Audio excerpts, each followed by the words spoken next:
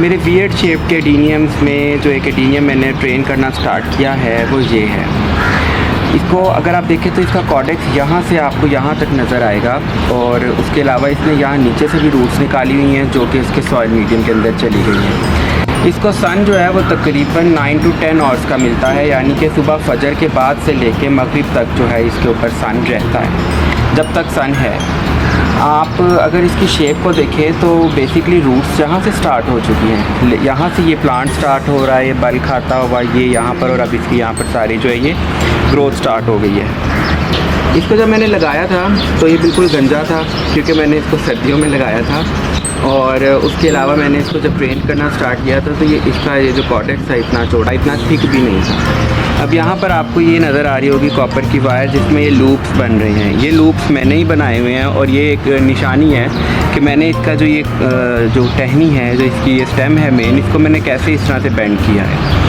मैंने इसको जब बेंडिंग स्टार्ट की थी इस प्लांट की तो ये बिल्कुल स्ट्रेट था, ऊपर यहाँ से जाके बिल्कुल स्ट्रेट हो जाता था प्लांट। तो मैंने इसको थोड़ा सा बेंड किया कि कहीं इसके यहाँ से जो स्टेम है वो टूट ना जाए, इसलिए मैंने इसको स्लोली जो है बेंड करना स्टार्ट किया और हर एक लूप जो है मैं उसको ट्विस्ट कर देता था थोड़ा सा नीचे करने के लिए, और ऐसे करते करते अब तक मैं इसको 3 दफ़ा ऐसे बेंड दे चुका हूँ।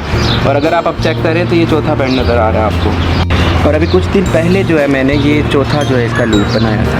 ये तो आप ये देखिए टोटल 4 लूप्स हो गए, और लूप्स को भी अगर आप चेक करें, रिंग सबसे बड़ा है फिर छोटा है, इसका मतलब है कि अब जो है इसमें आहिस्ता आहिस्ता जो है फ्लेक्सिबिलिटी है कम होती जा रही है क्योंकि वो वुडी स्टेम हो रहा है। इससे मुझे ये भी पता चल रहा है कि अब मैं अगर इनको कट भी कर दूँगा तो ये प्लांट इसी शेप में रह जाएगा।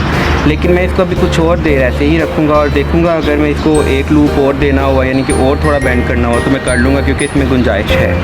तो ये मैंने एक फ्रेंड को कहा हुआ था कि मैं उसको ज़रूर दिखाऊंगा, तो इसलिए मैंने ये आज इसकी भी शूट कर ली। नॉर्मल एडीनियम ओबेसम है क्योंकि मैं इसको जो है ट्रेनिंग के लिए यूज़ कर रहा था, तो मैंने कहा चलो इसी वैरायटी को ट्राई किया जाए। अब मैं आपको अपना दूसरा जो है ट्रेंड एडीनियम दिखाता हूँ जो अंडर ट्रेनिंग है, ट्रेंड तो नहीं है, मैं वो दिखाता हूँ।